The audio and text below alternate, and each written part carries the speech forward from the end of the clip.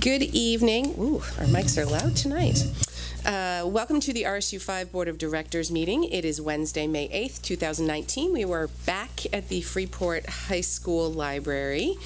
We are missing Linda work event. Erica is not feeling well, and John is going to try and join us, but he's not sure if he'll be back in town in time, but he will get here if he can. And I believe Clay has an event this evening, so he's not able to join us either. I think it's the sunshine, honestly. It's a beautiful day out. But we will carry on without them and start with the Pledge of Allegiance.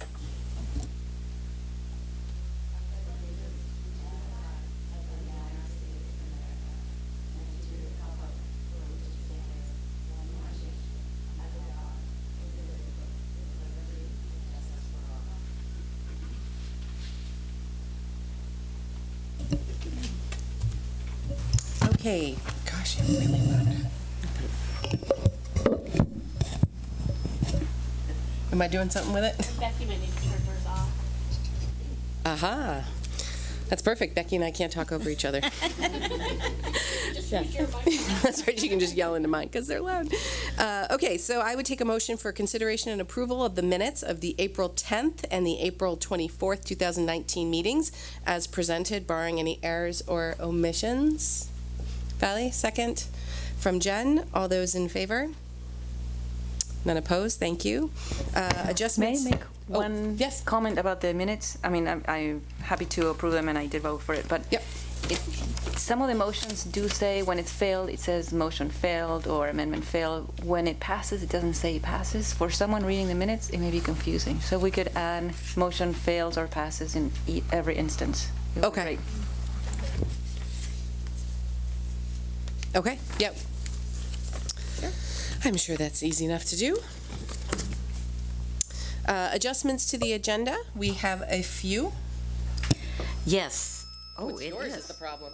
Here, turn yours off. Use mine. Okay. We have two adjustments this evening, 14C and 14D, to add recommendations for 2 additional teachers. And to clarify, they're not additional teachers. We're replacing teachers that Yes, are correct. leaving. Okay. Yes. Just thank you. Didn't want that, Okay. Good news and recognition. Clay is not here this evening, but Jen has graciously offered to give us a quick update.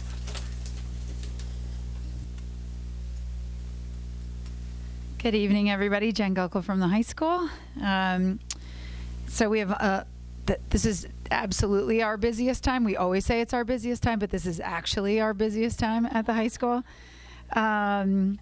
And just to give a few updates, our sports seasons are in full swing. Our athletes are working incredibly hard. It's our first full season on the track, which is wonderful.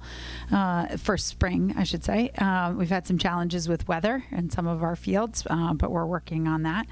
Last weekend's drama production of A Piece of My Heart was just absolutely outstanding. If you had the chance to see that production. That's also a new production, so we usually have the musical in the fall and the one act in the winter, and this was an additional drama production that is not a musical, and it's put on by our new class, which is our advanced drama group, which is wonderful to see those numbers growing.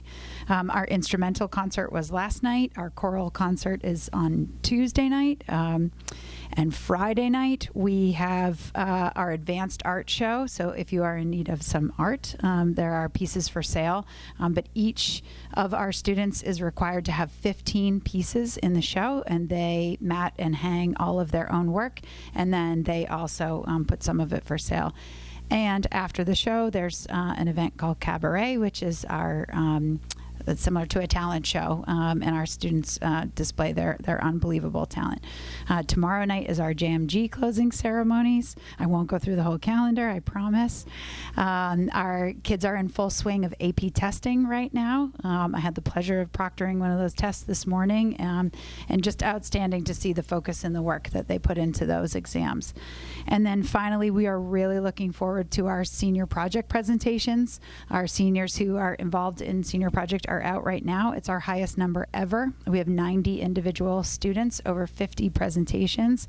They range from things like internships with local doctors, lawyers, law enforcement, projects that are at some of our animal shelters, projects that are tied to STEM. They run the gamut, and we have some outstanding projects. So they will run all day, every day during school, the week of May 28th, and parents and community are welcome to come and see some of those. So it's a wonderful time. I won't even get into our graduation and all of those wonderful things that are coming, but we have some great happenings at the high school right now. And you guys had prom last weekend, right? No? No, next weekend. Next weekend. Oh, okay. Must be someone who goes to Freeport High but went to a different prom. I saw Facebook pictures. Next weekend. Okay. All right. So public comment. If we have anyone who would like to share something, we ask that you come up to the microphone, let us know who you are and where you're from, and share away. So, hi, my name's Christine Lyons, and I'm from Freeport. And I'm here to talk tonight because my understanding is you guys will be looking at the disciplinary policies for the RSU 5. And so today I wanted to speak specifically to the policies regarding restraint, seclusion, and the use of law enforcement in public schools.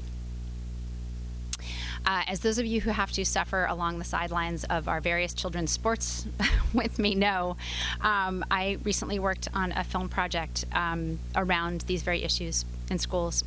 I had been a teacher. I was the daughter of a special education teacher, and I had no idea what was happening in our public schools. So one of the things that I will start by saying is that physical restraint and seclusion are practices that should be used in only the most extreme circumstances. These should be really restricted to emergency procedures only. And when these procedures are used in schools, I believe they need to be highly regulated and highly monitored. I know that there is training that often goes along with this, CPI training, and that every they should only be done by people who are appropriately trained. So where I'm coming from is just to really speak to you about that idea that these really should be a last resort procedure. I understand that there are moments where the health and safety of other students, of the students in question, and of our faculty and our beloved faculty and staff are a concern. And I understand that, and I realize that these sometimes do need to be a tool in your toolkit. But these procedures have a profound effect on children. Children who undergo the procedures of restraint and seclusion will go into basically a fight or flight mode. It is really difficult for them to re-enter school after one of these procedures has been performed on them. It takes a very long time for them to learn to trust the adults who are around them again after these procedures have been performed. If you're not familiar with these procedures, restraint can range from like a gentle bear hug with one adult to 4 or 5 teachers physically holding a student down by their arms and their legs, sometimes even, sort of by the back of their neck. Again, these can be very traumatizing procedures for children.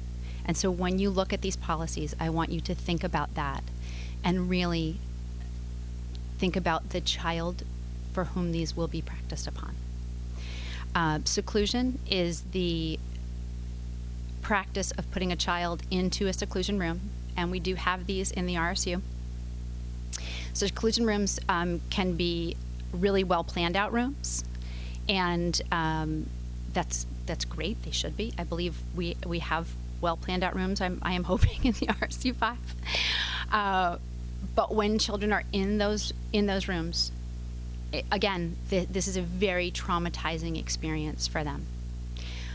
One of the families that we worked with said, I often wonder if putting children who don't have the skills to self-regulate into a what essentially feels like to them a locked room by themselves is teaching them how to harness those skills. And so when we practice seclusion, we should really be practicing that in only the most extreme circumstances. Finally, the last thing I want to speak to is the use of law enforcement and our resource officers in school. I love that we have resource officers in school, and I love that they're a very positive presence. But when they are used as a disciplinary arm of the school, that as well can be a very damaging and a procedure that can, or a practice that can have a lifelong effect on a child.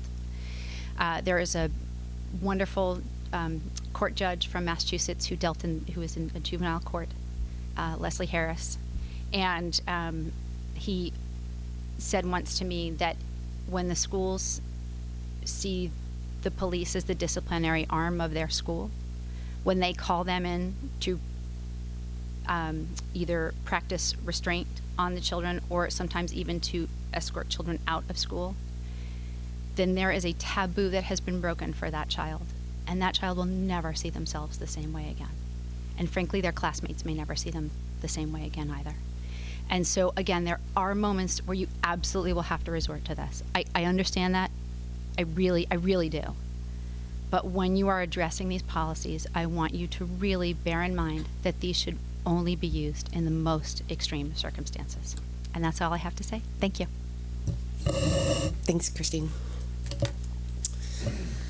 Okay, 8, reports from the superintendent. We'll try again. Seems like it's working. I think you fixed it. Thank you, Trevor. This is Staff Appreciation Week, and I really want to thank all of our teachers and support staff, as well as our administrators, for all of their efforts and hard work each and every day to ensure that all of our students are succeeding. Cynthia and I have been visiting the schools this week to just deliver a small token of appreciation to each staff member, and we are just really proud of the high-performing team that we have here in RSU 5.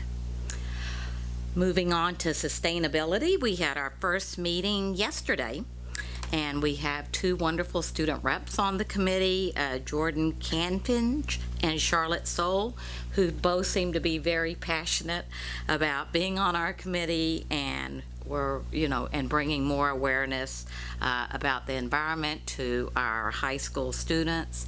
We pretty much had a brainstorming session, and many topics were discussed, from doing more with the curriculum, to refrigeration, to decreasing food waste. There was a large list of items that we could really focus on, and we know now that we're going to have to narrow that focus and do some prioritizing, and we'll be doing that at our meeting in June. I have the following resignations to report. Rachel Lawson, the music teacher at Freeport Middle and High School, has put in her resignation, and then we have 2 additional retirements. Jay Thomas, who's a math teacher at Freeport High School, and Bob Simmons, Durham Community School, 6th grade teacher. Although all of your formal opportunities for learning are now completed for this year, there is an upcoming workshop that I emailed to all of you today. Valley wasn't sure if it was a real workshop, but I did double check, and it really is real. And it's called School Board in Crisis, and it's being put on by Drummond Woodsum, lawyers Mike Boucher and Dan Rose. And if you'd like to attend, just notify Jenny and she'll get you registered. It's June 20th, which is a Thursday in Auburn. And on your last visit, which was at Mass Landing, I think last week, you had the chance to see the complexity of the reading work we're doing. As you know, one of our board goals was around comprehension, and that's what we were trying to show in that learning walkthrough. And then you also were able to see how we calibrate scoring, as well as all of the planning that goes along with good reading instruction. So I hope you got a lot out of that. I think the principals have really enjoyed having you into their schools and highlighting some of the work, and from the administrative point of view, we would love to continue those opportunities next year. I also would love to report to you that our new sound system is being installed today and tomorrow, and we're hoping that it'll be working by this weekend for our track meet.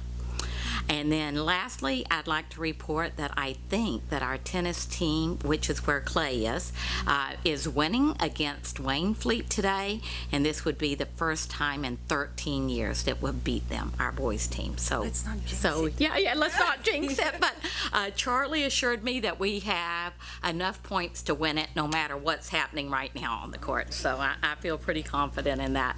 So congratulations to our boys tennis team. And that concludes my report. Okay. Excuse me. Yes. Sure. I wanted to comment on the visit to Mass Landing. Wow. Oh, wait. Oh, okay. So, wow. And again, just thank you for those opportunities. It's really helpful. And the piece of it that really got to me this time was the scoring piece. And we had the opportunity to observe how they score using the rubric and the 1 to 4 method, and we had the chance to participate. And I have to say, at first, I was a little taken aback because I thought they were kind of tough. I thought they were kind of tough graders. And then as they discussed it, it dawned on me that the intention of scoring the work is not the grade, which shows you where I grew up. But in a proficiency-based system, the intention of the scoring is to help the child understand where they can improve so that they then have the learning. And so it was just really wonderful to see that so ingrained in the teachers, and to have just my own experience of it and how much things have changed. And I just wanted to say that publicly so that it's an important piece of proficiency-based learning and it's the reason why I'm a supporter of it, and I think our teachers do it really well. Okay. No administrator reports. Board comments and committee reports, board information exchange, agenda requests, subcommittees that you were on and would like to report out on.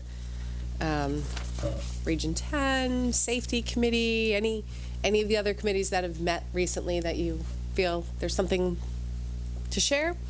Sustainability? Yes.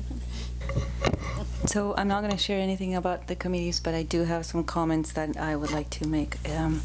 First one is actually about a committee. It's for the Wellness Committee, and this is a committee that hasn't been very active, and the reason why is that the membership isn't clear. Nobody knows who is actually a member of this committee. So I want to make a request that we start over from scratch, call for applicants, select people to sit on the committee, so that there's an expectation that if you're a member, you show up to the meetings and we can get some work done, because there's a lot of great work to do, and it's really hard when there's no one there to work with. So that's one, and both chairs are very much in agreement. The other one, and this is for the public, whoever is listening, I wanted to make everyone aware now that we're going into the approval of the budget at the annual budget meeting, that there is property tax relief available to anybody who needs it through the state of Maine. So you can call the central office and they'll give you information about how to access it. Okay, thank you. And the last thing that I wanted to ask, and this is in response to Becky's great update for the week about the progress of the library at Mass Landing and how that construction project is going along. I wanted to voice my concern about increasing enrollments in what I perceive as maybe not very effective planning for how to address the lack of space in the schools that are at capacity now, and the ones that I know are at capacity are Moore Street, because we had to move Laugh and Learn because there was no room for them there. And Mass Landing, we're converting half the library to accommodate Laugh and Learn, which tells me maybe I'm wrong, but I assume that it's because there isn't an empty room there either. So I don't want to be facing the situation when possibly we get more students, we have no space, and then we have to do things that may not be the first options that we would pick if we had more flexibility. So thank you for those comments. The Wellness Committee, you'll be glad to hear that we're getting ready to put out our last staff and community newsletter for the year. And in both of those newsletters, Erin is putting an article in requesting people to join the committee. So we have been talking about that. And then the Mass Landing, the library wasn't chosen because that was the only space. I just wanted to clarify that. Peter, Dennis, Emily, and I have spent a few meetings looking at different space options at Mass Landing, but we decided on that space because it solved a couple of problems. One was a supervision, as you can imagine, challenge when you have, I will say I've never seen a library like that in any other school I've been in or any other school that I've visited where it's on 2 levels, because with elementary students, as you can imagine, that creates a huge supervision challenge. And so that's why we kind of settled on that space. And I also want to clarify that we do not feel like the library will be losing 50% of their space because we're converting space below into library space. So I can't tell you right now because we haven't really finished with the design exactly. I can't tell you whether there will be additional space over what they have now or less space. But when I know that, I'm happy to communicate that out. But I share your concern about Moore Street and that we need to start kind of looking towards the future, because now we've been in an upward trend with enrollment for, I think, 3 or 4 years. I don't know who's the keeper of the list of things we talk about at our. Oh, yeah, I know. That was you. Yeah. For our retreat, but that's an interesting idea to talk about at the retreat. As we've obviously talked about capacity at the high school over the years because of the renovation, et cetera. But what's our capacity at our other schools, and what do those trends look like? That might be a useful use of time, I think. Any other comments, requests, reports? Kate. I'll just give a quick Region 10 update. I did miss the last meeting for Region 10, but I just wanted to let this board know that we did look at and approve the reduction of the general trades program there. I think there's a morning and an afternoon session currently, and we've reduced that to be just one session for next year. Due to enrollment? Due to enrollment, primarily, yeah, because there's one of the other sessions, there's not as many kids in it. And I think that the budget that we approved and that we've worked into our RSU 5 budget has already taken into account that reduction.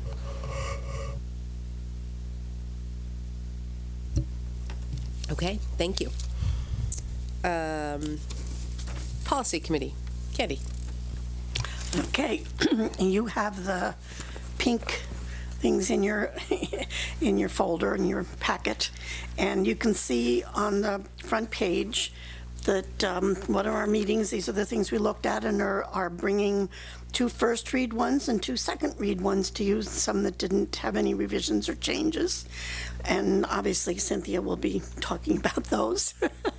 And we have met again since this, and took your suggestions about the JJE student fundraising activity. So we're still putting that in order and, incorporating your suggestions.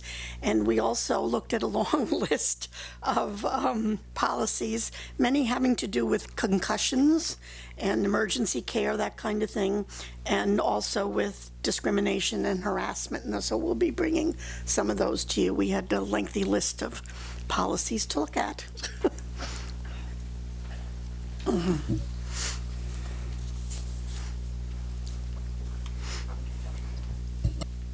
Hi, good evening. I don't know if this is John's. So before you, you have two of the last, I think there's one more, finance policies that we reviewed or revised. Excuse me, I'm losing my voice.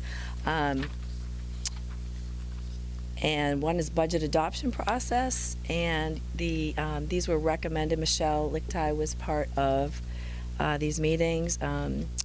Some of the language the language that's added, like the last sentence, was a recommendation from MSMA to add that, and Michelle had agreed with that. She thought that that was a good thing to add.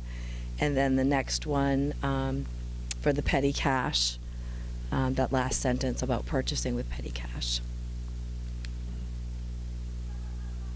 I don't know if you had any questions. I don't know if I can answer them. Michelle just left. Jeremy. That is loud. Just kind of one-track mind for me. Is petty cash really only used for like office supplies and those type things? It's not like it can't be utilized for like a staff coffee run or something and those No. things? Oh, okay, cool. So it's just No. Sorry. It's not going to work. Just leave it. sing a song. Yeah, that is correct. So really it's just for office supplies. Okay. Thank you. Cynthia, on the budget, on the adoption process for the budget. So currently, what are the other things that voters can change other than those? I mean, this is not a change over what we currently do. No, so why it do we need isn't. to add it? For clarity, I think. I think it's for clarity. The one thing that jumped out to me that wouldn't be included in any of these would be debt service. So you can't vote to not pay your bond payment. That's the only thing because I had the same thought, was like, well, what doesn't fall into these things? And that's the only one that comes up to mind. There could be others, but Right. I mean, there was one question that I had for Michelle Lichtai. She just left. Yeah. No, I mean, I already got the answer from her. Oh, you did? Okay. Yes, but I had a question about adding warrant articles during the budget meeting, and she said, no, you can't do that. That's illegal. So I thought maybe that was referring to you cannot add a new article. I didn't interpret it that way, but. Okay. Do we need to state that clearly, that you cannot add a new article? A new warrant article? Know what the board thinks. Because I had the question. I didn't know whether Yeah. people could or couldn't. And she actually checked in with the lawyer and said, no, you Okay. can't. Because you need to advertise it ahead of time. So that's a question Yeah. for someone to consider. And then with the petty cash accounts, when it says the funds should not be used to circumvent board policies, I mean, can you give me an example of how the policy could be circumvented with $200? I can't think of an example. Like paying a person that, like if your husband did work for the school board and he can't because he Oh, worked so for- conflict of interest. Yeah, like a conflict So of can't interest. violate that. That's a I good don't know example. why I thought of that. Yeah, great example. That's a 4.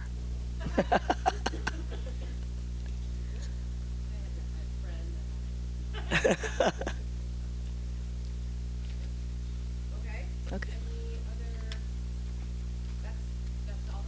That's it.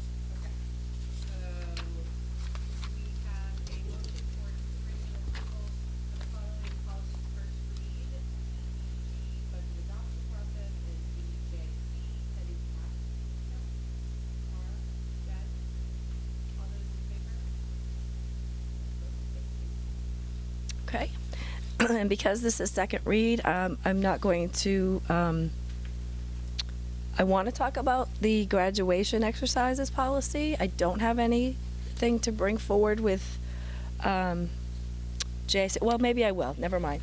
Because we did make some adjustments. What we had decided to do, you've seen this one before, just for clarity purposes, if you look at, let me see if I can pull you to the right section. If you look at where it used to say, it's on page 2 of 7, halfway down, bless you. It says E, expectations related to policy.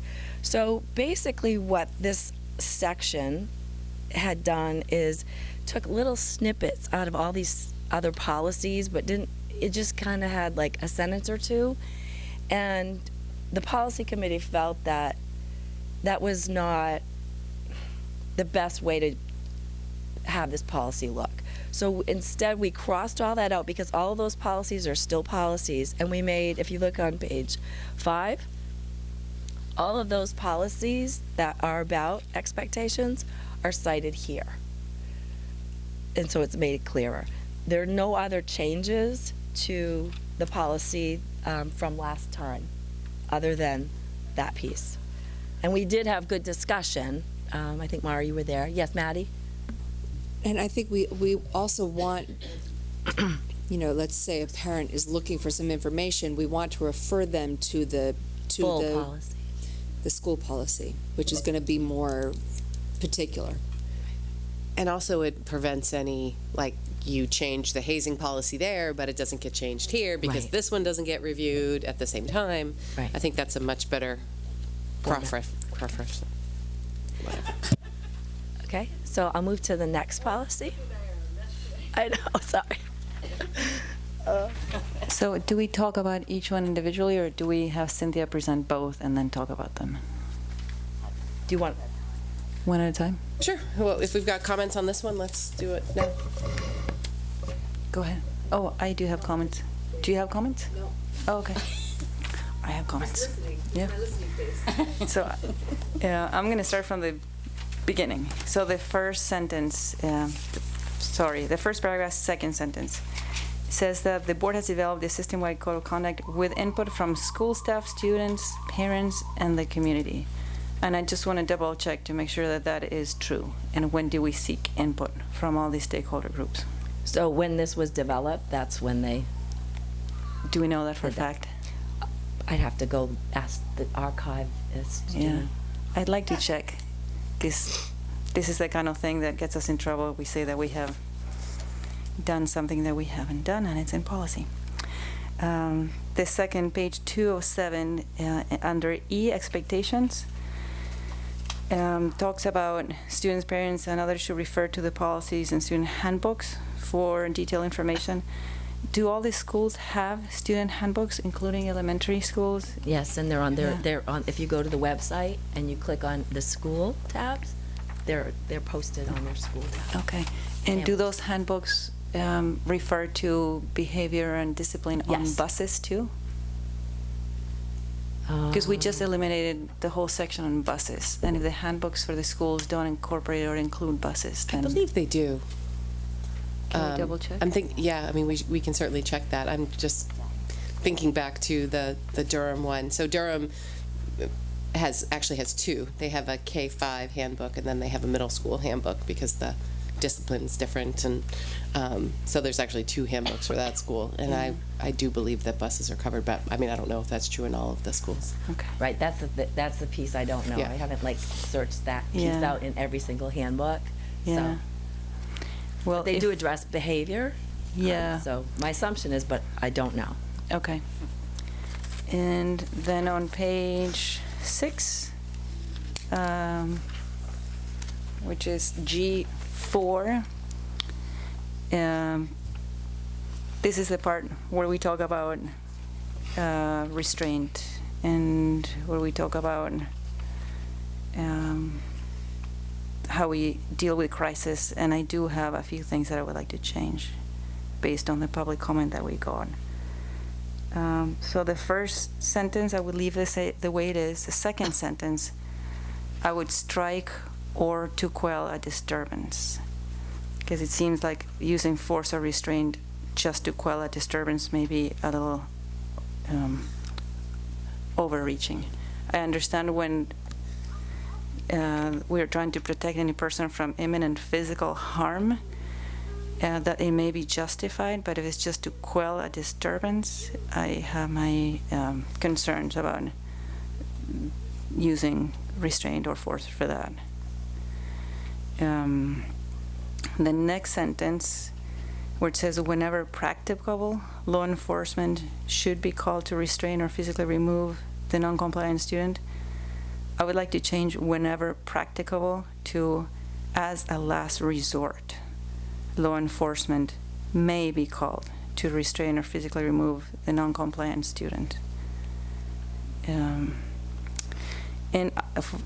further, I would like to add one sentence after where I made the amendment to quell a disturbance, to add a sentence there that will read, every effort shall be made to de-escalate without resorting to the use of force, restraint, or seclusion.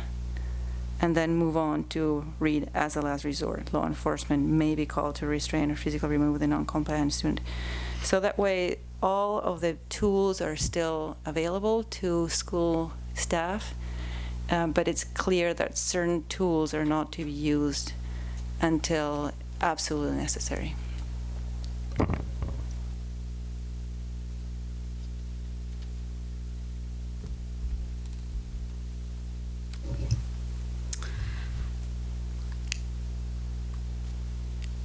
So I have a few concerns about, I think, removing to quell a disturbance. And I guess I want to make sure everybody knows that we do have, I think, a separate restraint and seclusion policy that covers restraint and seclusion. But I just think that I'm trying to, in the moment, think of a good example of where you know, where we've probably used a not so much a restraint, but like what I would call an assisted move out of the classroom, or where we put hands on a student. I guess what comes most quickly to mind, and I always hate thinking quickly on the spot like this around something so serious as this, but there have been times when we have had students begin to physically trash a room. And I would not, and to me, I think that's what that's speaking to. And there's not any imminent physical harm, but there are moments where we have to make the decision of how much do we allow the room to be trashed. And I think that that's what that's speaking to, and that would be my concerns about removing that phrase, because when I read imminent physical harm, that is where somebody is, you know, where I'm attacking you. So that's just my comment about that concern around that. And to me, when we start, I guess, amending that paragraph, I would almost prefer for that to go back to policy, because I feel like I would want the director of instructional support, Dr. Violet, really weighing in on that, because she manages or oversees all of those programs. And there are things other than physical harm that I worry about, right? So for other students to see a whole classroom being, you know, taken apart, you know, to me there's emotional trauma there for the other students, and we just have to use our judgment in those moments to sometimes assist the student out of the room. Jen? So is there any way to use language that's a little more descriptive than quell a disturbance? Quell a disturbance, in my mind, seems like a very light offense. It could be a very small disturbance. So maybe we don't strike it out altogether, but say, you know, damage property or cause emotional harm to other students, or something that's a little more major, yeah. Right, and that's why I wouldn't try to wordsmith here, but I get your point around that. Is there something that's provides more clarity? My comment was related to using law enforcement as only a last resort, because I think that can be something that would then have a situation escalate to actually a higher level of issue if you don't call in law enforcement until it's a last resort. To me, last resort is, you know, things have really gone wild, and I think sometimes, you know, bringing in the resource officer who is law enforcement in in early even could actually help the situation rather than, last resort. I just think it cuts out opportunity for the law enforcement to be a good partner. I think Jen brings up a really good point, and I understand what the person who made the public comment is talking about in many scenarios, but I think we're really fortunate right now in RSU 5 to have Officer McManus, who's been in the district for a long time and has forged relationships with many of our families. And I can think of one off the top of my head where he was definitely brought in a lot sooner because he had a relationship with the family, and I think he helped in that situation to de-escalate something because he has that relationship with some of our students and families. Yes. I would like an opportunity for us to look at this again on policy committee, just as you suggested. And I appreciate what you say about Officer McManus. But I do think when we write policy, we have to be thoughtful about, it's not always the same people in those seats. But I think we could choose language about, the thoughtful use of law enforcement, the appropriate, timely use of law enforcement. But I love the idea of us taking the feedback that we heard, which I appreciate, and consulting our experts to rewrite that section. And I would say, not that we have nothing to do on this committee, but I think we should look at the other policy at the same time with the experts. JKAA, just for your reference, is the policy, and then JKAA-R are the procedures on physical restraint and seclusion, and they follow the law exactly. And I believe, and it's very specific in there. And so that was just updated last year, January of 18. Well, at least we could review it at the same Yes. time to make sure we're. But I think it addresses consistent. some of the concerns that the public comment person has made this evening. Is that another instance where maybe we should just reference the That's policy what I was looking, it's not on there. instead of trying to rewrite it in, Yeah.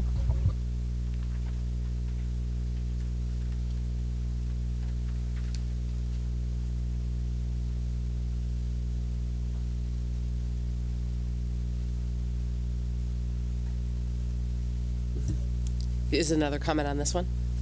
Okay. Yeah. So another comment is on page 6, number 2G2. If the student does not comply with the staff member's order to leave, the staff member will contact an administrator, or if not available, another suitable person who shall respond promptly. Strikes me that another suitable person may be too vague. Can we narrow it down a little bit, or do we want it to be that broad, another suitable person? She's right here. Oh. Thank you. Same Yeah. page, just we were in 4, Go up to 2.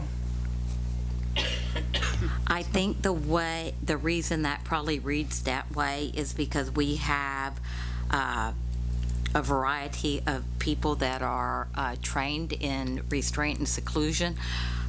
I'm trying to think whether you could, that's why it's not more specific, because it's not always the special ed teacher. It may be the guidance counselor, it may be the social worker. And so when you're in a situation, each building knows who's been trained in the seclusion and restraint, and so it's one of those people that have been trained. So could do you we just say make someone right. trained? Could we say A trained- staff member? Yeah, that Yeah. could work. Okay. And then same page, H, special services, number 2. We refer to school officials, and I wonder if we shouldn't refer to school staff instead. And also we refer to parent and non-guardian. So I would suggest that we say school staff and then parent/guardian in both instances. It appears like that twice. And then the last question I had was the last page, page 7, at the very top of the page, the sentence that reads, "All serious offenses as determined by the superintendent must be reported to law enforcement authorities." I would be comfortable striking that whole sentence, because the whole section right before that is already stating the fact that officials have authority and that they may refer to law enforcement. So I don't know if we need to be so redundant. And also say that they must be reported to law enforcement authorities, rather than give them discretion to decide when to refer and when not to refer. I think because it goes on to another page, but I mean from another page, that the one thing that's a little different in there is it does say staff member in that one. So that hasn't really been mentioned in any of the previous. It's been talking about students. And then that one line refers to staff member. Student or staff member may have violated local, state, or federal statute. That's why maybe that's there. I don't know. Yeah, I just like the idea of giving discretion to the superintendent or whoever happens to be in charge, the principal, or wherever this happens, whoever is the person making decisions, to give them the discretion to refer or not refer to enforcement. That would be a question. If we were going to strike that, I would want the attorney to weigh in on that. Absolutely. I mean, there are all sorts of mandatory reporting. Right. Right. And if we must refer to law enforcement, I wouldn't want to have something as vague as a serious offense must be referred. I want to know exactly what the offense is that needs to be referred, if possible. I think then I don't know. What other offenses would you share with the law enforcement unless it was something that was like illegal? But you might not even say, I mean, you certainly wouldn't do all illegal. I mean, a kid with a cigarette is technically illegal. Are we going to start calling the police every time we take a cigarette off a kid? Maybe all serious illegal. I don't know. I think that's. Yeah, I would agree. But because we can't really define what would trigger the must, I would rather not have the must there, so that people have discretion to choose when to call and when not to call to refer.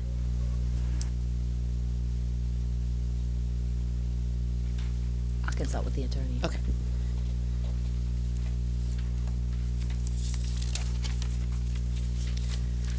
Okay, so Ginny's telling me that at this point we need to vote this down and then vote to table it. No, this is exactly what she told me we needed to do. I don't think we have a motion.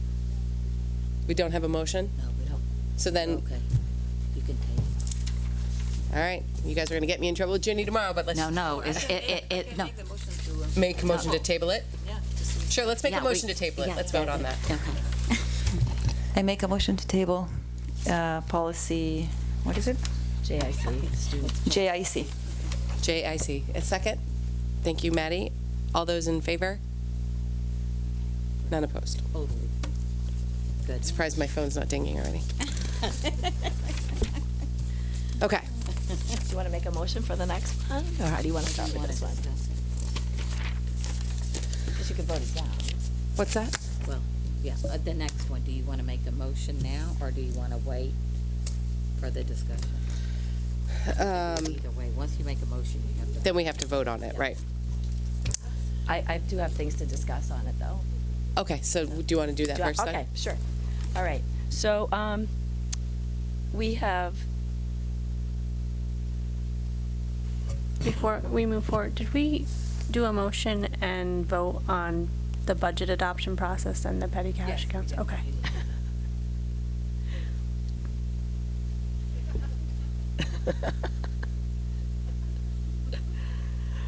okay, on this policy for graduation exercises, we had some discussion at policy committee, and we wanted to bring this back during the second read for a philosophical discussion. But before we get into that, Well, I'll get into that. So the philosophical discussion would be around what does it mean to RSU 5 to have a student walk across the stage on June 9th this year and receive their diploma.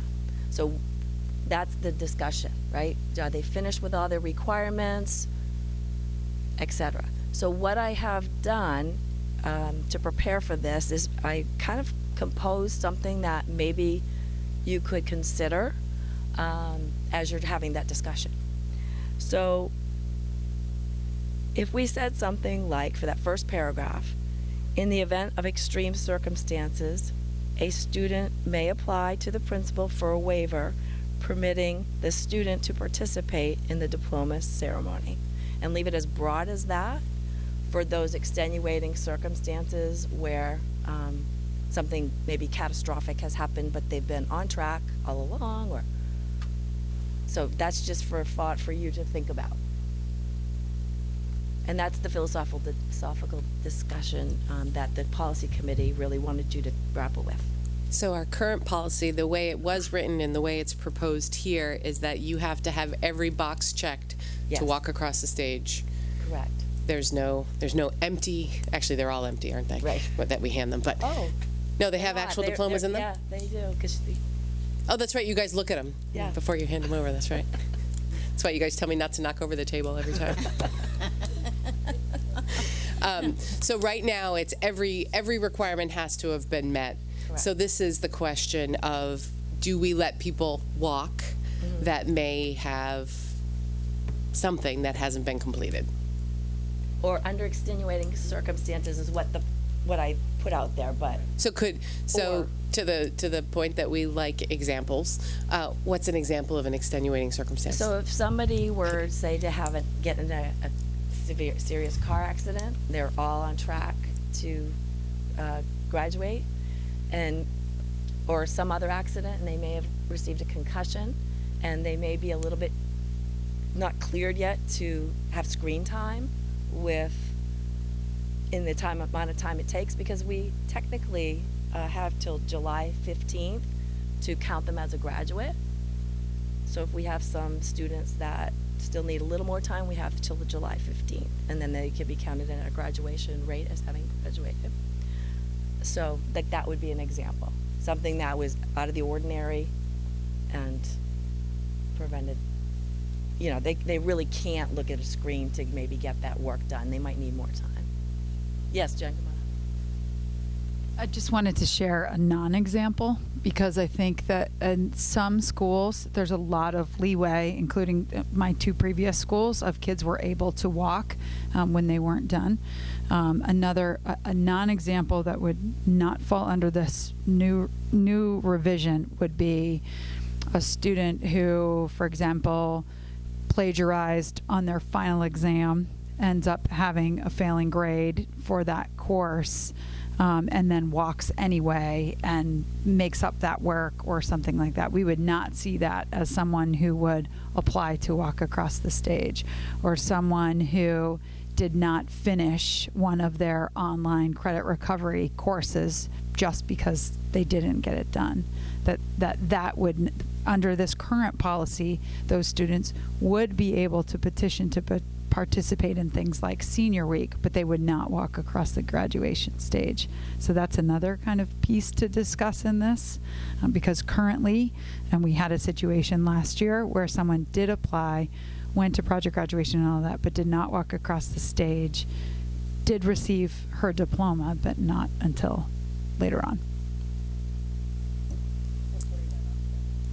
So an example, so it's very separate from like applying to be part of senior week, and then there's no applying to be part of graduation. Currently, there's no applying to be a part of graduation. So just, hindsight, that particular student, for whatever reason, would she have been an example of someone that, if you look back on it, that would have been someone that could have applied to walk across? Because you said she ultimately did get her diploma. Right, but no, not She under had no these extenuating. Circumstances. The circumstance would be that there's out of their control. Gotcha. I think is the Okay. word that really kind of Yep. separates those things. I just want to make sure I'm understanding the policy correct, because I had interpreted it a little bit differently, I think, than how Jen just described it. For how the policy is currently written, my understanding was you could only apply to participate in graduation type ceremonies other than the diploma. So that would be, I think, like the senior breakfast, things like that, okay? If you were behind because of something beyond your control, I think of things like a student illness, a death in the family, home circumstances, that kind of thing. So I didn't think that, as the policy is currently, that you could even apply to attend those types of things unless it was something beyond your control. So that's typically, I think there's been some, really all I can say is that there's been 2 circumstances where we've even had to look at this that hasn't been a straight academic, that's been some circumstances and things like that. But that has been what we have followed, but there's been no possibility to walk across the stage. Like some schools will do an empty diploma cover, and they don't get their actual diploma. We have not done that. We haven't had any wiggle room there.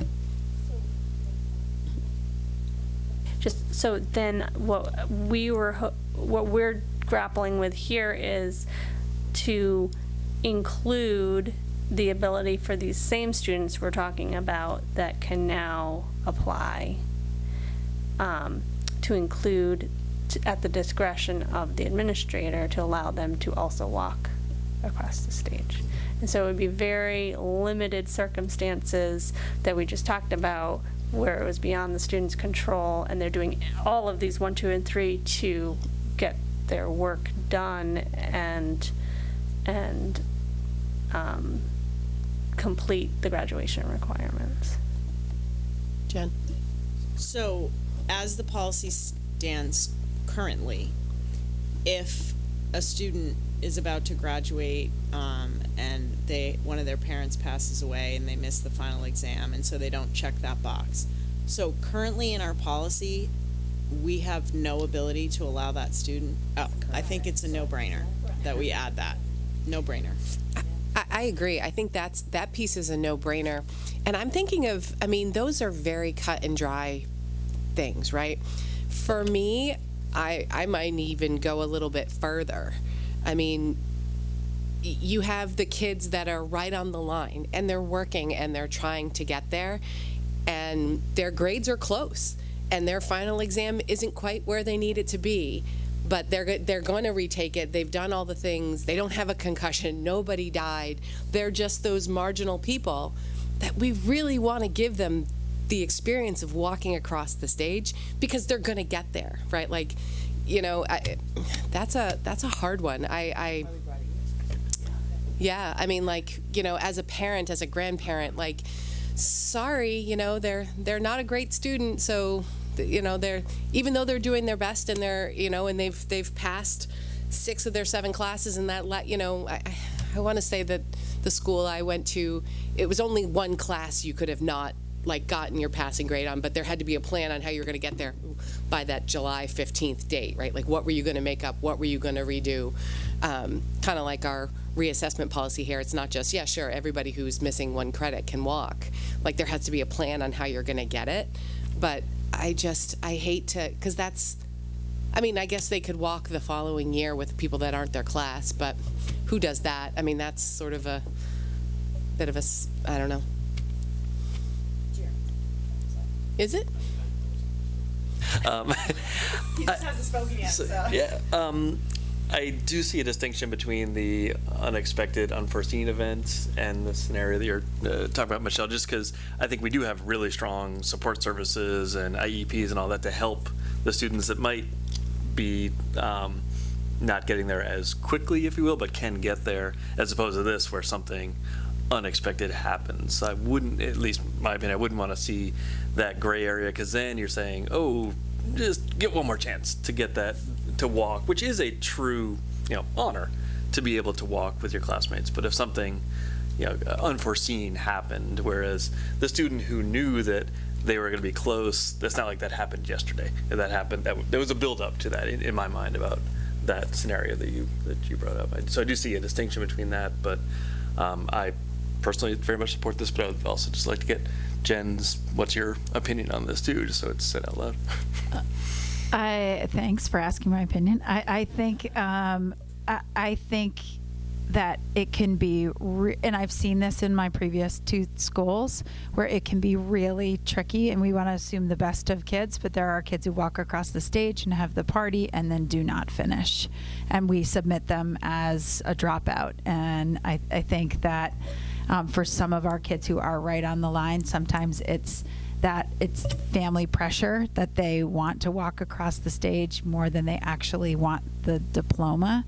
I think we have, in the last 2 years, particularly with the reestablishment or the strengthening of the Dropout Prevention Committee, in the last 2 years, we've had an ed tech that we have called Operation Graduation, where they are stuck to those kids who are borderline. And I think I would rather see us put our energy there, because once the teachers are gone, that's complicated. I've seen a student 2 years ago who had a 1 month turn into 4 months, turn into 6 months, turn into a year until she finished what she needed to do.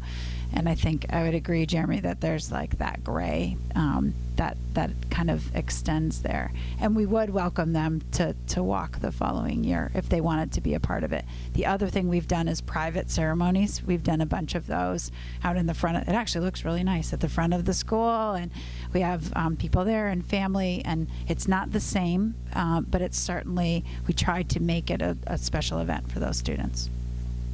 Well, I'm glad that you make that effort for them, because I think, particularly for those people, that's a great accomplishment.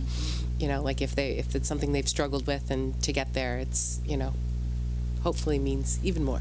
So thank you for doing that. I just wanted to throw it out there as, another discussion. So. Okay, so can I suggest one thing too that I would say for number 2 that I was talking about with the guidance counselors, is to maybe change that language to be a little bit more specific. Something like the student submits a clear plan that for completing the studies prior to July 14th, something like that, because then I think if a student had to go beyond that, then we're talking about a different policy or something. But as soon as they go beyond July 15th, then they would not be considered part of that graduating class. So you're saying student has at the earliest possible time? Instead of saying that. What if they submitted the day before?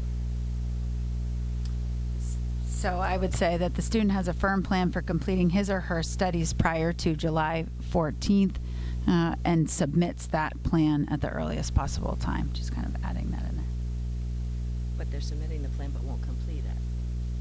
That's my confusion. Like, don't we want them to complete it? So submit the up here. completed. So if it said. So submit their plan on how they're going to complete by July 14th. Yes.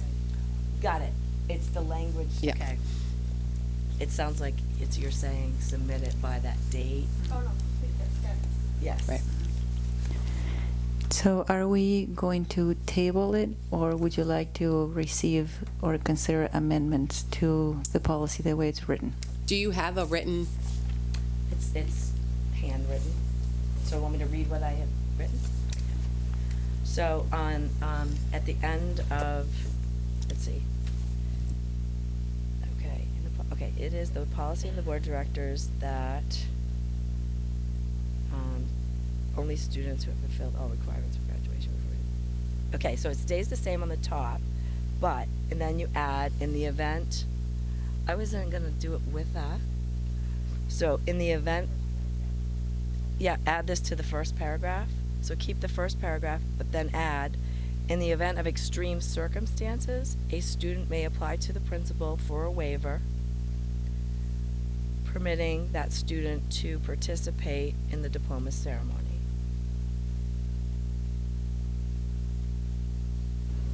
So are we thinking there's 2 potential waivers? There's the waiver for senior week stuff, and then there's the waiver for senior week stuff plus graduation? is there a circumstance where they could only apply for this? Because if they don't finish, if we know they're not gonna finish, that's why I was thinking of keeping them separate. If we know they're not gonna finish by July 15th, would there be a circumstance where You'd still let them you go to still let them senior do week. Senior week. That's why I was thinking of keeping them separate. I think that was my first question that I maybe didn't word that well. So I think to your point, Michelle, if a student is very close and we are confident that they are going to, well, we're hopeful and optimistic that they're going to finish, can they go to the barbecue and can they go to project graduation and not walk across the stage? Because those are things that you can't really recreate without your class. Or are we saying that they cannot? I think Right, because the way it's written now, even with your adjustment, they still cannot, because that's not technically beyond their control or responsibility. I would like to, oh, sorry, Kate. Go ahead, Bill. Okay. I would like to make a different amendment that I think will be a lot simpler. And basically, it will give the principal the discretion to grant waivers either for the senior week activities or for both senior week and the graduation. So the first paragraph would stay as is. Second paragraph would read, students who are not eligible to participate in the diploma ceremony for reasons beyond their control or responsibility may apply to the high school administrator, including guidance. For strike limited, for a waiver of this policy in order to attend and add the annual diploma ceremony and or other activities centered around graduation. And then everything stays the same except 2 for the following that needs to be demonstrated, add the language that Jen proposed.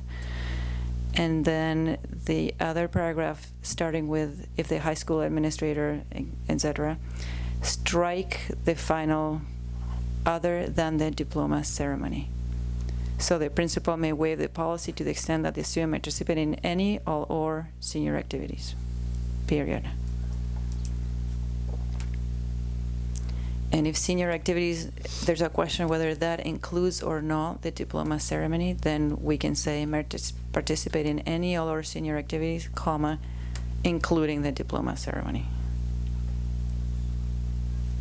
Not that I want to table another one, but I think I'd want to see it written. That's a lot of changes. Okay. I don't know. How do other people feel? Do they feel like they can visualize it?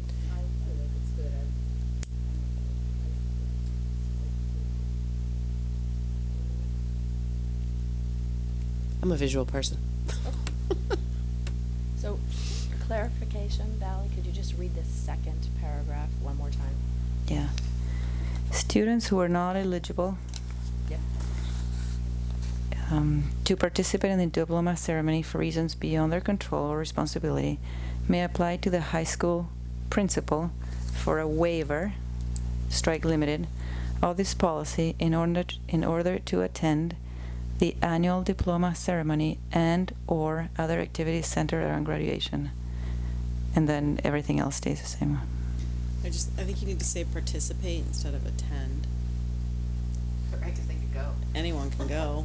That's right. If they want to participate. Yeah. Thank you. So this, just to be clear, this still doesn't allow that person who's on the edge to go to anything. Is that the goal? It says it's only things that are out of their control or responsibility. Right. So That's why I separated them. Which I'm just wondering if, because they're called senior week, like, wouldn't that kind of make it so is it really Dependent tied on to graduation, graduation? or is it really senior week? Because there's lots of not lots, but I'm sure I know there's a few seniors that aren't graduating, but they are seniors. Can they participate, or is that your participation is only contingent on whether or not you're actually going to graduate? Students who we feel are seniors and are not going to complete everything in time for graduation stay in school. So the senior week is part of graduation rehearsal, candlelight rehearsal. So it wouldn't make sense for them to attend those things. The only I think the only thing that we've considered would be going to the barbecue and getting their yearbook signed, or going to the trip for a day. So, but it would not be that they would participate in everything if they weren't going to walk in the ceremony. So I think I'm agreeing now that we need to table this, but I just want to, just because it's language is tricky, I just want to ensure that I'm understanding. It sounds like the board wants for us to say generally that if there are circumstances beyond your control, we want people to be able to walk.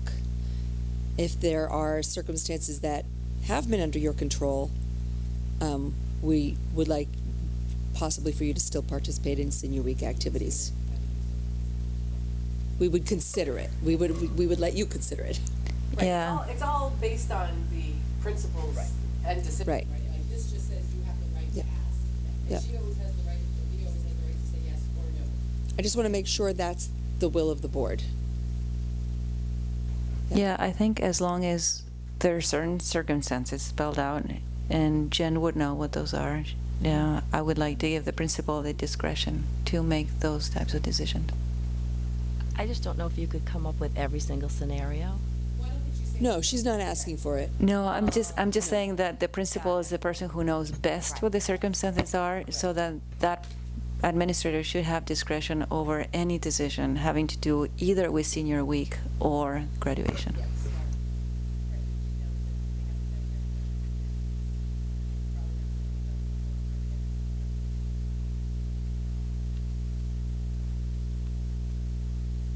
So this must be a table.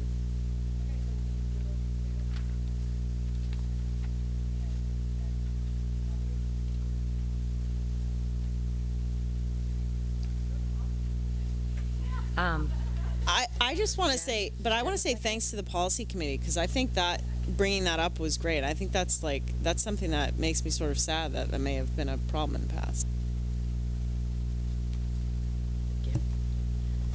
Oh, I'm up again. You're up again? I think so. Oh, no, maybe it's not next. It says 13A.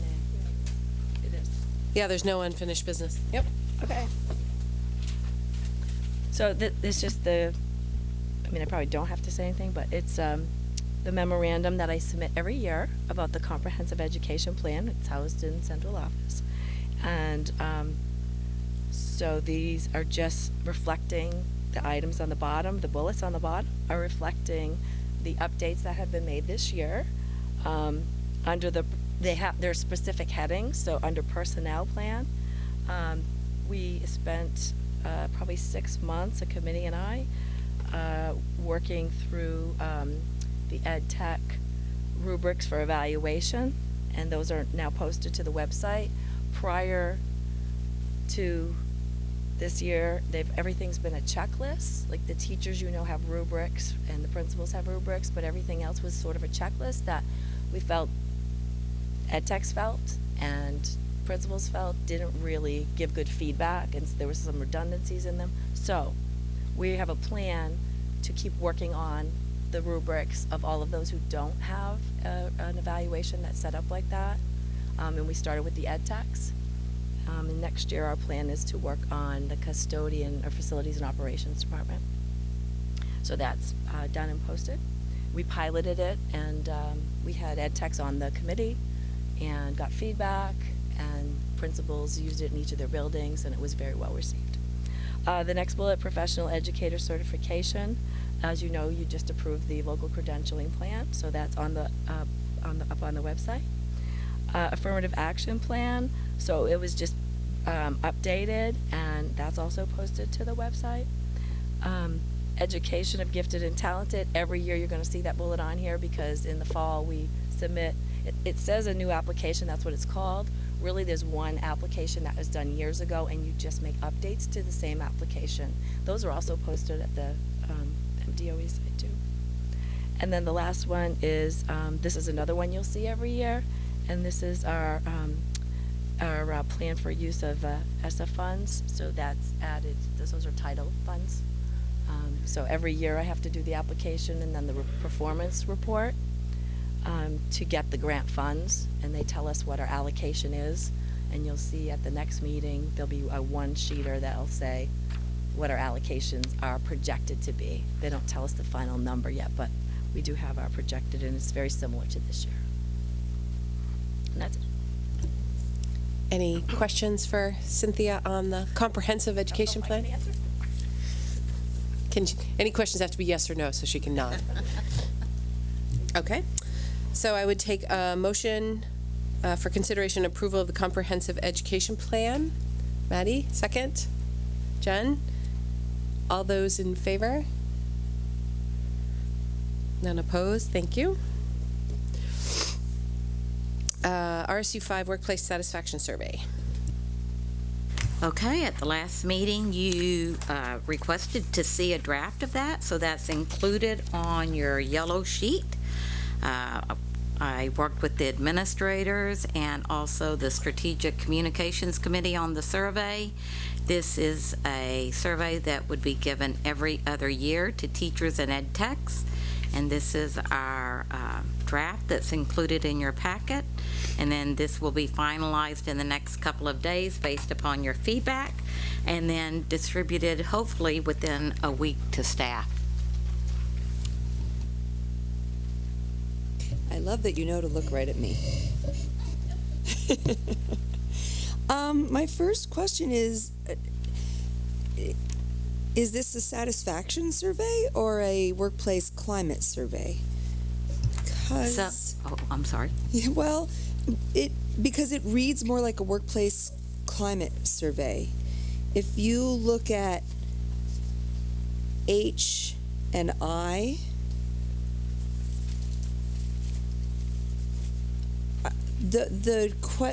I don't see how receiving the answers to those questions lets us know how happy and satisfied our staff are, but it does let us know what the workplace is like. It gives information that is useful. Can you still hear me?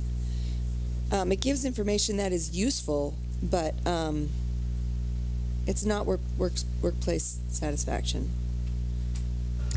So when the administrators and I worked on this, we started out drafting just kind of off the top of our heads, and then one of the administrators mentioned that there's a widely used workplace satisfaction survey used in education in different places called, I think it's the Panorama. And so we pulled that up and we worked from that, which I thought was a great idea because these are questions that have been vetted. So all of these, I wouldn't say all of these questions, but I would say 95% of these questions came from that survey. And I think that it is all related to workplace satisfaction in the educational environment, right? So I could understand how in other environments it might read differently, but when you look at teaching efficacy, if you feel like as a teacher that you are not, for example, how confident are you that you can help your school's most challenging students to learn? How confident are you that you can engage students who typically are not motivated? We feel like that will be directly correlated to how satisfied you are in the workplace and education. Because, well, I just think that there is a direct, I wouldn't say causal, but I would say there's a strong correlation between those questions and how satisfied you are in your school. I tend to look at surveys fairly cynically just because I used to work in the world of surveys and people being mistrustful of them. And so my concern comes from the person who thinks that you're going to drill down and figure out who they are. And every workplace has people who think that you're going to drill down and figure out who they are, even though we don't do that. And usually we can't do that. It's created so that we can't do that. But, I mean, I worry about that in teaching efficacy. Like, I worry that somebody's not necessarily going to, like, I could imagine somebody thinking, why do they want to know how confident I am? And how is that related to, I mean, I think we could explain it the way that you just did, but I don't necessarily think that from the standpoint of the person taking the survey, that feels relevant. And I think the whole point of a workplace satisfaction survey is part of the reason you have a survey in the first place is so that the people taking the survey say, oh, they care that I'm happy at work. And they want to know how to fix it. But if there's even a whiff of they're also trying to assess me at the same time, then you've lost them. So I really, that's why I struggle with that. And I'm not saying we necessarily do away with that, but let's call it what it is. Let's call it a satisfaction and workplace climate survey, so that, or we might just do a better job in the teaching efficacy section. And also, I would say, while we're at it, faculty growth mindset. It's not clear to me exactly what that means. I'd rather add a little bit of a sentence. I mean, I have a bunch of feedback on all these things, so we could go one at a time, but that was my overall question. I really want, if we're going to do this survey, let's do it in such a way that the staff know, oh, great, they want to hear from us, and not even a question of, and at the same time, they're drilling down and trying to figure out what our problems are. Okay. One of the things that when we're creating the survey, they don't have to answer any question they don't want to. So it's not a survey that will be, you have to answer one before you can answer two. So they can answer the ones they want. So that may help to kind of reassure them. So. And you have if that happens, you already have a problem. I mean, if you have somebody saying, yeah, I'm skipping that question, that's somebody who's losing trust.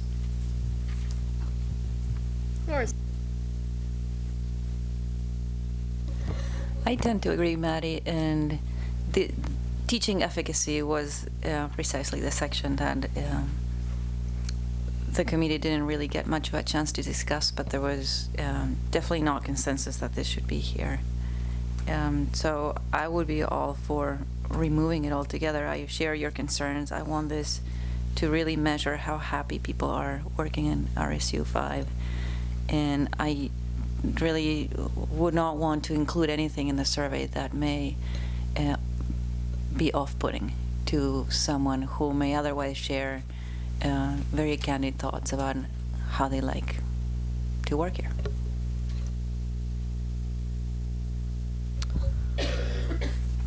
I would like to have the RSU be able to have some questions to judge whether the teachers feel that they want additional help or training in some of these areas. So I guess when I looked at this section, I didn't have the same concerns because I was looking at it through the lens of teachers saying, what do I need more support and training? What areas do I need more support and training in? And I think we should know that about our teachers. I don't know if this survey, I don't have an opinion about whether or not this survey is the correct place to ask that, but I do think that that's useful and valuable information. And another thing I was kind of wanting out of this survey in terms of satisfaction was to know, I know it's hard to ask a question about workload because I know our teachers work so hard, and that's something that's kind of impossible to judge. Like, do you have too great of a workload? Like, what teacher doesn't? Who says no? Right, who says no? What? Right. But what I was kind of thinking about was some of the different approaches, like instructional approaches that we're implementing, how the teachers are feeling about their satisfaction in terms of, some of the things we've heard about the retaking of exams and that adding to the workload and how they're able to manage that. And again, I don't know if this is the appropriate place to try to get to that information, but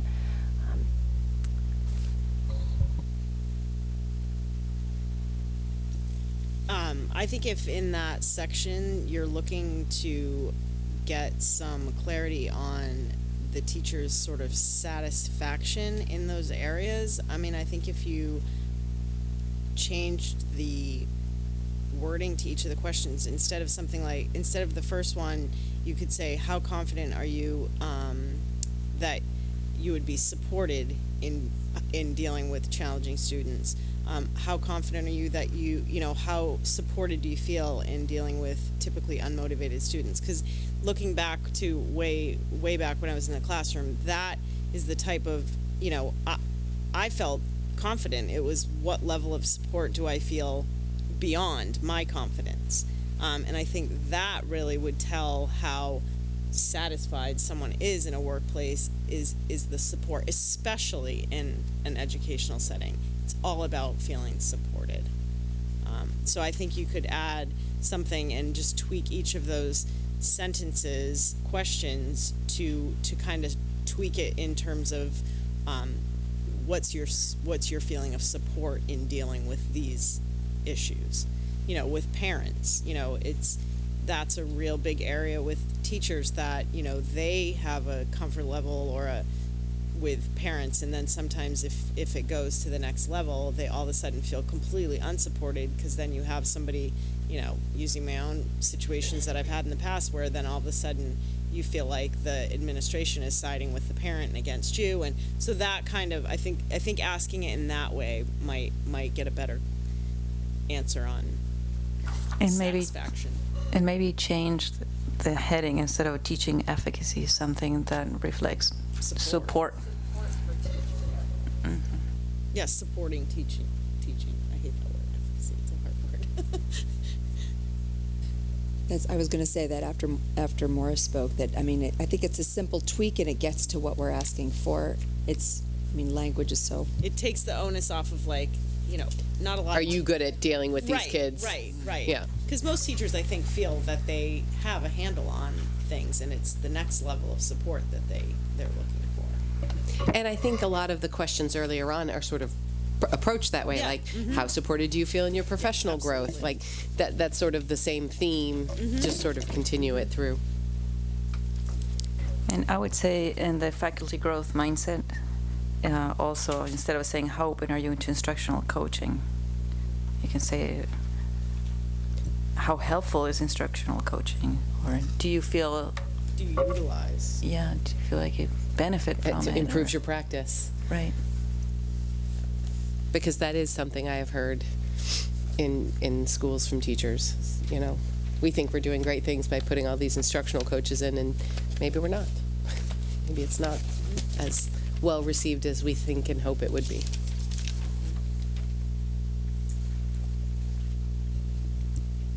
That's why it's just some little ones. Is it okay if I just go through? Under C, first one, about school leaders. Should we specify which leaders? Because could that be defined as, would that just be the principal, or would they think that was the superintendent or the board, or would they think it was their team lead? Yeah, I was thinking it's because doesn't each school have a leadership team? Don't we I think it could be interpreted, by the individual. The only problem with that is that then when you get the results, you don't know exactly who it pertains to. But you're not really trying to gather information about a particular administrator or something Well, unless we get the results, let's just imagine we get really terrible results and it comes back to the school board, and don't we want to know where the problem is? I'm not saying we necessarily want to ask that question 6 times and define it a different way. I'm asking the question, what is it we really want to know? I think that's a great question. Right? And I think, I think I'm still wanting clarity about who is this survey for. And I still feel like I don't truly, honestly, I'm not sure that I have the answer to that question. Because I think that does then guide what we do with that section. A satisfaction survey, I think, is most useful in the hands of the people managing that company, right, or that business. And so to me, that's the administrators in those schools, right? We're knowing which schools they're coming from, and that is a question I had. What about the people who work in multiple schools? I guess they can just pick one. I think they. Oh, they can do it multiple times. Okay, I just saw it says they can only pick one school. Okay. One each time. Right, got it. Got it. Okay, so clearly the administrators for everyone who filled it out for a specific school would be interested in how those climate questions and support and all those things happen. And then, to me, that bubbles up through Becky as the superintendent, as the manager of those managers. So to me, I want to make sure that the questions that are in here are useful to them and beneficial to them and help inform their practice of, improving their schools, improving their teams. So, that's what I envision the use of this as. I think an ancillary use is, as the board, I don't know what type of data we'll see out of this, but even if it's sort of the overview once you guys have dug into the details of, these are some areas we saw for improvement, across the schools, and these were, I think just to report out to us as one of our goals being, attracting and retaining top people, well, we need to know how are we doing at that, and this is could be an ancillary use for us in that, but the first and foremost to me is to the administrators. Yeah. I agree with that. And just from where I stand, I wanted to get a feedback from the board in terms of under school leadership, which is the section we're talking about now. How strongly do people feel that for the survey to be helpful to achieve those goals, we need to have more information about leadership? Because this is the area where I felt it was just a little too skinny for my comfort level, only because when I work somewhere, who manages me or who supports me or coaches me is very, very closely tied to how satisfied I am in their workplace. And the Panorama survey had a lot of questions that were very insightful, but there were concerns about privacy or what may be considered evaluative nature of the questions. So I'm just going to read out a handful, 3, that were in the Panorama survey that I think will be really useful to include there. And if they're evaluative in any way, then the information that we get back can be aggregated, so there's nothing to basically breach privacy in any way. But for example, communication. One of the questions in the Panorama survey was, how effectively do school leaders communicate important information to staff? I think that's very important, to be satisfied if you get communication in a timely fashion and if it's effective communication. Then another one from the same survey, how knowledgeable are school leaders about what is going on in the school? And the third one that I just picked out was, how clearly are your job goals defined? So questions that are a little more probing about leadership, I think do have a place in satisfaction surveys. I just want to hear from the rest of the board, how far do we need to go that way to make, to collect information that is useful to us?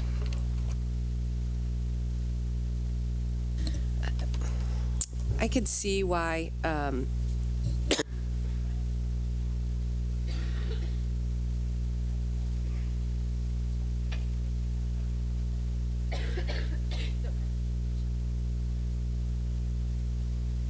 Can I? It's a free-for-all now that Michelle's gone. Everyone's going to talk. Go ahead, Maddie. I'll just Thanks. facilitate. Go ahead. I think it would be helpful for us. And I'm rethinking what my initial question, which was around, should we define leadership more specifically? And now I'm saying maybe we don't need to do that because we will have it by school. So let's say something is flagged as a problem in a particular school. There are many ways that teachers can drill down and figure out what the information that they need to improve in that area. So I would let that go. I think it might be helpful to ask those questions. I don't think that's too deep a probe. It's only 3 additional questions, and it is helpful. Instead of just having sort of one question about leadership, it's like, oh, we've got a leadership problem. Well, not necessarily. It might just be one tiny piece of leadership that just needs a little tweak, and it could just be a blind spot. And that could be turned around really, really quickly. So, and I would advocate for having that, just because we all live in this community. We all know teachers. Many of us have kids in the schools, and sometimes you hear things, you hear stories, and you don't want to board. You can't govern based on anecdotal evidence. That's why it's really helpful to have something like a survey. So you may hear somebody who's unhappy about something, but well, we actually did a workplace satisfaction survey last year, and the evidence suggests that it's not quite as bad as that anecdote that you were just told at Bow Street Market. So I think it's wise of us to include more. Jen? I personally feel uncomfortable getting into pretty, I don't know what the right word is, questions that are trying to glean things like, that could be specifically tied to someone in a leadership position. I guess I just think that I'm hoping that there are other places that if someone had an issue that they were going to say something was extreme in a negative, that the leadership was terrible, let's say, whatever that, I would hope that would not be where that would be coming out in an anonymous survey. I guess what I'm wondering is that, I know when I take surveys, it's just in that moment, I just worry that this is going to give us more information that I know I'm not making really great sense, but I just think that it's really easy to anonymously and quickly say, oh yeah, unsatisfied, not happy, no, they're not effective. That could be based on a situation that happened the day they took the survey. I think we have to be really careful about being so, I think we need to keep it very broad and not be very, very specific. That's going to pinpoint real specific issues. So I would like to respond to what you said about you hope that there are other avenues. I feel like there are, yeah. But I guess I would like to point out that we have worked hard, and I think we've made some great progress over the last 2.5 years to get people to give the feedback directly. Mm-hmm. And so we do have a complaint policy, and we push parents. I can think of a most recent one where the administrator sat with the parent, with the teacher, and that was very powerful. And if that had come through an anonymous survey about the teacher, we don't use anonymous survey feedback on teachers for that reason. And I feel equally as strongly about using anonymous survey information in the evaluation of the principals. And I think we adopted that handbook, and we had talked about, I think this year, right, in the last year, the evaluation of the principals about not using anonymous survey, and that they would all do surveys that are based upon their goals or what we're hearing. So we do have a complaint policy. We try to get the teachers to go directly to their principals when they have concerns. Obviously, as Maddie said, not everybody feels comfortable doing that. We have a strong association where I meet with them monthly and hear their concerns, and they're not afraid to speak up. Sometimes the employee is, but the reps are not. And I've handled things this month that have come directly through that channel. And they also can, if they're don't feel comfortable going to the principal but coming to me, they also have that channel for that feedback. In addition to that, I feel like our principals also, there's another layer of getting feedback where they're tying it to their goals. Will just recently just said, you can use my data. Like, he really wants to get stronger in feedback and how can I give better feedback. And he did do an anonymous survey, but that's for his eyes only unless he chooses to share it, right? To share it with me or to share it with all of you, and he's happy to share it with all of you, but then that's confidential, right? And so we also have that way of gathering feedback. Or if through what I'm hearing, through at Bow Street or whatever, if I feel like there's this common pattern, then we talk about that in coaching, or we talk about, like, how can we get deeper information around this issue that's bubbling in the community or through the staff.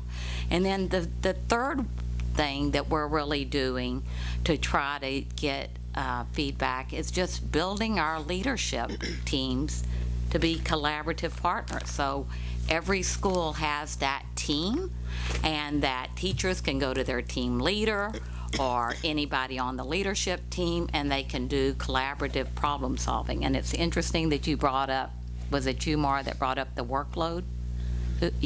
So we have heard that at the elementary level, and through that bubbling up through the leadership team, we've had, I think, at least 4 meetings with the elementary principals to look at how can we lessen that workload next year, because it's a real issue at that level. And so that's something that, it's much more timely for it to bubble up that way, rather than a survey that's done every 2 years. But, there is value in that. But I think it just gets to what you're saying, that we do have multiple ways. And, I am not going to use anonymous survey in my evaluations of principals, because I just think that it can be so negative to the positive environment that we're trying. It's so easy to be angry that day and to write a snarky comment. And I have 20 years in 2 other districts where that's exactly what's happened. Another administrator from a different district reported the same thing when you have specific questions about the principal and this type of survey. So I would say, though, of the comments that Valley, the examples, the one around communication to me did not seem targeted at an individual, right? Like, do you like their communication style? It was, do you feel well communicated with from the leadership? I mean, I think that starts at you, right? And that comes all the way down. And I think that is, for me, that's a useful piece of feedback. Yeah, I'm troubled when we immediately think that surveys are evaluative in nature.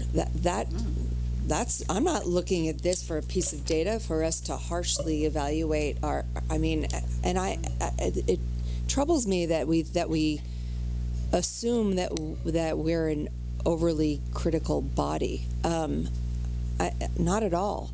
I want us to be an effective governing body with good data and our fingers on the pulse of what's happening, that isn't based on hearsay and the ever so often small group of public commenters that are well organized.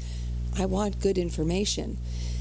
To me, I fully expect that when we implement this, we're going to love the results. I think we have really happy teachers and an amazing school district, and I look forward to seeing that. I'm not looking at this being evaluative in nature. I'm looking at this giving us good information over time.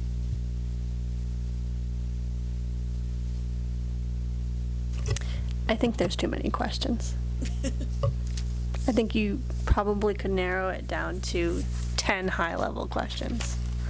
And then if you ever had a problem that you thought was trending and popping up, you could do more evaluation then.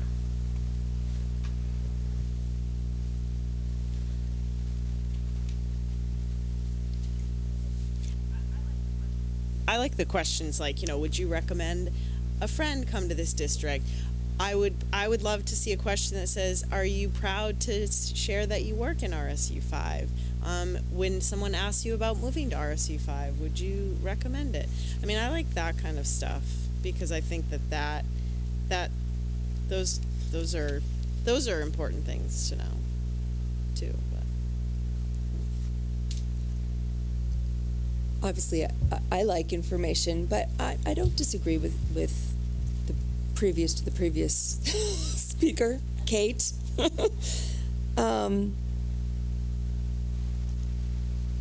Yeah, I think that, I mean, this is the first time we're doing this, correct? I mean, we could ask a really thoughtful question in each of the areas: climate, professional learning, leadership, evaluation, as a high level. And, you know, and if there's a clear area, then we ask the administrators to do some deep dive work in those areas. I don't know. I mean, anyone who's done one of these surveys, this is actually pretty short. I mean, there's specific areas where I could see cutting back. Say the student family, staff family relationships. We have 2 questions there, and then the last one in what is now teaching efficacy, which is also very closely aligned with the staff family relationships. I think 1 question for staff family is all we need. We don't really need 3. So F and G. yeah. No, F and H. H4 is your question. And I think, you know, to Jen's point, that H4 is, if a parent was upset about something in your class, how confident are you could have a productive conversation with the parent?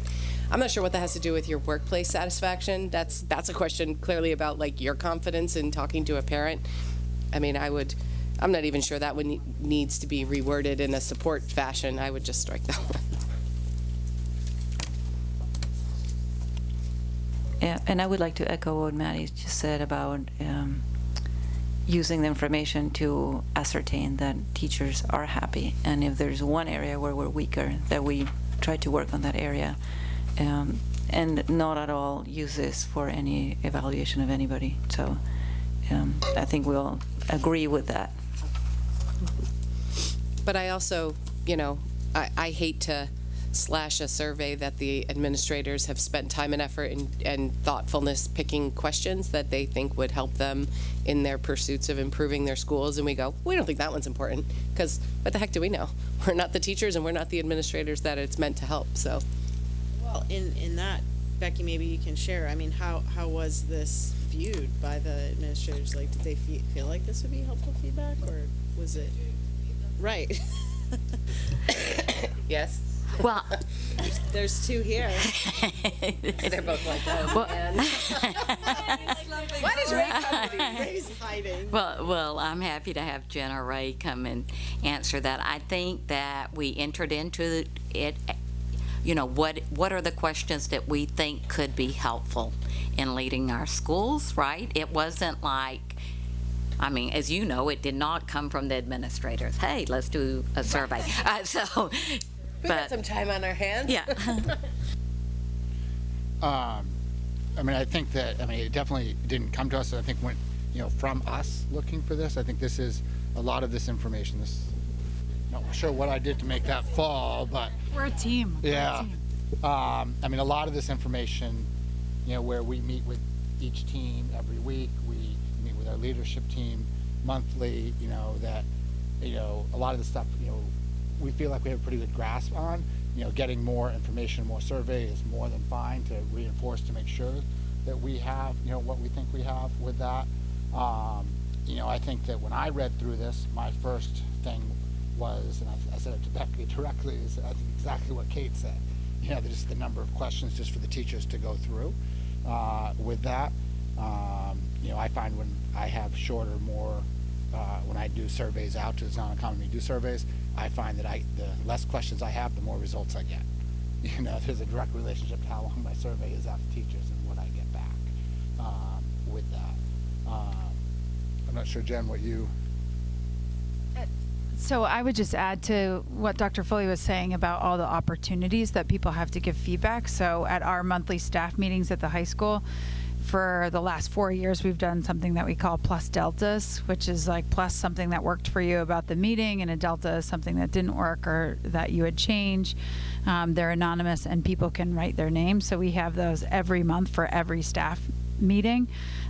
We typically get Out of our 53 teachers, we typically get like between 15 and 16 people to do that, and it's usually the same people. Often they put their names on it, but we do have that opportunity that people can share concerns and do it with their name attached or anonymously. We shared a survey this year about all of our proficiency-based practices, and again, people could put their names on it, or it could be anonymous, and I think that type of feedback has been really helpful for us. I think that's similar to what Dr. Foley was saying, is it's really tied to exactly what we're doing, and things that we can immediately use. When we did the NEASC survey, which was a required part of NEASC, it was like pulling teeth to get 25% of the parents to answer it. That's what we needed, and we just hit that mark. Whereas we had 100% of staff who they were required to do that. And I think it was difficult to get a sense of, with the results from the parents, when it's 25%, does that 25%, should we extrapolate and that represents how everybody is feeling, or is that a small portion? So I think it's difficult when we were looking at that data to try to figure out if this is representative and represents, a major concern that everybody has, or it's, this small percentage of people that's been answering. So I think that has been a challenge. I would agree with the number of questions. I think that was part of the problem with that NEASC survey, was that there were so many questions on it. And just an example of how surveys work. At our school a couple years ago, there were some ideas of changing how we do the teacher learning side of the professional time we have. And so we came to the staff meeting, we talked about it, we came up with some different ideas from the teachers and Darren and myself, and then we put it out to the teachers on which model would best fit our school. Teachers, voted, on what we want to do. We developed a plan on that. At the end of last year, when we were done, we put it back out to a survey to reflect on how last year went and how we wanted to move forward into this current school year around the teacher time and, what's the content, what's the time frame, what's all of that. And, the same thing is planned again in this June, another teacher survey around how we're using professional learning time, so that, so the surveys are not an uncommon part of any of our schools. And they're used to getting them with that. I don't know if we've answered any questions for you yet or not, but. You have created a question that I have. Yeah. So when we first met, and Becky came with this list, a very similar list of questions, we assumed that the administrative team wanted to have all these questions, and that's why we had this many. I would say we definitely went through. I think if you've looked at the full survey, you can see that we cut it down quite a bit with that. And I think that, when I say that too many questions, that's more probably my style, and maybe not, the whole team's, where, when I was presenting today, I said, here's the protocol that, that we go through, look at all the words on this page, flip over to the back, it's the same thing, but in my words. And it was 25 words on the page, just my style and how. Exactly. He was going to say me. Yeah, just different styles. And I said, they say the exact same thing, they do the exact same thing, but this makes sense to me. It's more visual, it's less words. So can we assume that if we reduce the number of questions, there won't be another two administrators who will be really upset that we took out their question? I think if you pick and choose some of those to come off, I don't think, your feelings are going to be hurt. And I don't think it's our role to pick and choose those questions that come on or go off or stay. I think it's you guys. I would say, I would love to see a question on communication on there somewhere. If you so chose not to, that's your prerogative. But I think you have the support of the board that if you think this is too long and it's going to hinder you getting it done by people, they're not going to fill it out, then, revise it. And I would add to that, the only thing that personally I feel like we want, and I may not be representing everybody else, but my understanding of what we wanted was to get a good pulse for how happy people are and what are the areas where job satisfaction is a strength, and which are the areas where we're not doing well to provide that satisfaction. Kate? Do we ask about pay? So I bet that might be a primary thing. Yeah, I mean, that's the general question on workplace satisfaction. Like, do you feel like you're fairly compensated for the job that you do? I mean, no one says. I can like, answer that for you. Yeah. Okay, just put it compared to other districts. Yeah, right. Relative to, yeah. I mean, sometimes you can also ask the question, it's not just how happy are you with your compensation, but what you can ask a different kind of question, like what are the most important elements in your satisfaction at work, and you can rank them: pay, coworkers, leadership, professional development, and that gives you a nice overall, like what's and we could get some really clear information there about what's our real strength that people value the most. So there's no vote on this. This is just a review. Do you have what you need from us? I do think that the feedback has been valuable, so this is what I'm hearing. I'll summarize. That you're okay with me going back to the administrative team and having them review this one more time, and us as a team deciding what we think would be most valuable in there. I have heard, I think, that the majority of the board would like an additional question around communication and compensation, or, Maddie suggested maybe it could be the ranking. Yep, and so that'll be a creative one for Jenny as she sets up She's screaming. Yeah. I'm surprised your phone's not going off now. And that then we can try it out. Definitely. I don't think the administrators will have any trouble shortening it. I think what sometimes happens, and I guess I'm speaking for myself, when there's a request that's coming in from the outside other than internally, you're guessing, like, okay, what do they want, and what can they support, and so we did. If you saw the full panorama survey, I don't know, there might have been, there were at least double the amount on that, if not even more. So I don't think we'll have any trouble reducing it, and I thank you for allowing the administrators to do that. I think that sends a strong message to them. Okay. Thank you. She just texted me. Great.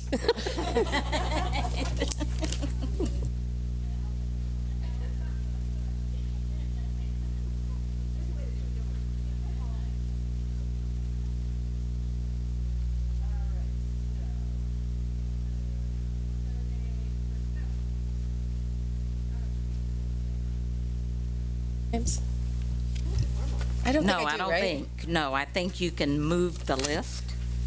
Okay, right? So I would take a motion to accept the nomination for the above noted personnel and to authorize the superintendent of schools to issue a contract for the 2019-2020 school year for the nomination of educators for the second year probationary contract.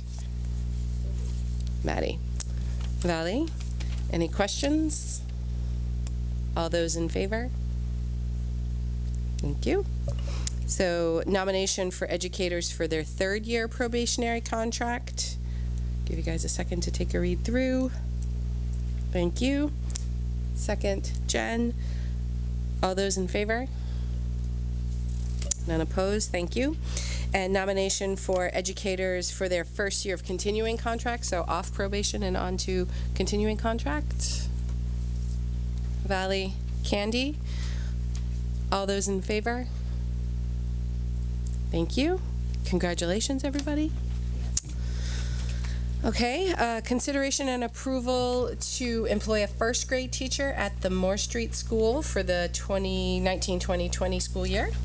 I am excited to recommend to you Lydia McDonald for this position. She's been doing her student teaching with Paul White, our kindergarten teacher, and will soon be graduating from UMF. She is the type of new teacher that we are excited to welcome into the profession, reflective, bright, strong in her classroom management and in her instruction, and I highly recommend her to you. Do we have a motion? Do we typically do them all at once? We usually have a separate vote for each. Maddie? Second, Valley? Any questions? All those in favor? I have one Oh, question. yep. go ahead. How long has she been in the, I don't know, what do you call it, teacher training? In our schools? That usually is like a semester. So she's done that her spring semester. And based on that, you have firm understanding of what her skill set Yes. is. Yeah, I mean, it's great when we get student teachers here and that we can really observe and give feedback. I mean, it's the best kind of brand new teacher to welcome into the profession because of that. Any other questions? All those in favor? None opposed, thank you. All right, and then our adjustments to the agenda, right, we're on to those two? Yes. Yep, that's the adjustments. So I would take a motion for consideration and approval to employ a first grade teacher at the Durham Community School for the 2019-2020 school year. Maddie and Valley? And I'm enthusiastically recommending Taylor Marshall as the grade 1 teacher. Taylor comes to us with a teaching degree from UMF and is currently a first grade teacher at Paris Elementary School. She is very excited to be joining our team. One of her references say she's always enthusiastic and has built a positive rapport with the students she works with. When she enters the classroom, students happily cheer, "Miss Marshall." So I highly recommend her. All right. Any questions? All those in favor? None opposed? Thank you. So I would take a motion for consideration and approval to employ a second grade teacher at the Durham Community School for the 2019-2020 school year. Candy? Mara, thank you. And I'm also delighted to recommend Haley Lynch as the grade 2 teacher. She also comes to us with her degree from UMF, and she is currently a grade 2 teacher in Farmington. Haley has high expectations for her students, promotes a growth mindset, and is an excellent teacher academically. One reference notes, "It is clear that Haley has an intuitive ability to teach. She is able to differentiate for different learning styles and abilities. She is masterful at scaffolding for the young learner." And I think she's going to be a strong replacement for Bobby. Yeah. Do we post once and then out of the pool of applicants, we selected 2 out of the same pool? Number For the of Durham candidates is the community, same for same number of candidates and same number of interviews. So ask me the question again. I'm not sure I'm not understanding your question. Both of the new hires for the Durham Community School have the same number of candidates who applied and the same number of people who were interviewed. And I'm wondering if we posted the jobs and then out of the pool of applicants, the total pool, we selected 2 candidates and Well, there were different interview teams, and I can't. They would have been posted separately, and I don't know whether Cynthia's looking. They were posted the same day, so maybe everybody who applied for one. both. I mean, because- that wouldn't yeah. be unusual when you're doing like a grade 1 and 2, but there could be some people who, for example, don't. First grade is a little daunting for a lot of people, so I'm not sure whether all applicants said that they would do either or. Okay, any other questions? All those in favor? Unopposed? Thank you. Thank you. I just want to say, I think it's interesting and nice that all three candidates were from UMaine Farmington. I think that's a really, that's a great thing. Yes. I think it has one of the best teaching prep programs in this state. Okay, so we are back to public comment? No? All right, then I would take a motion for consideration and approval to enter into executive session as outlined in 1 MRSA Section 405-6A for the purpose of discussing the superintendent's evaluation. Valley Candy, all those in favor? None opposed? Thank you.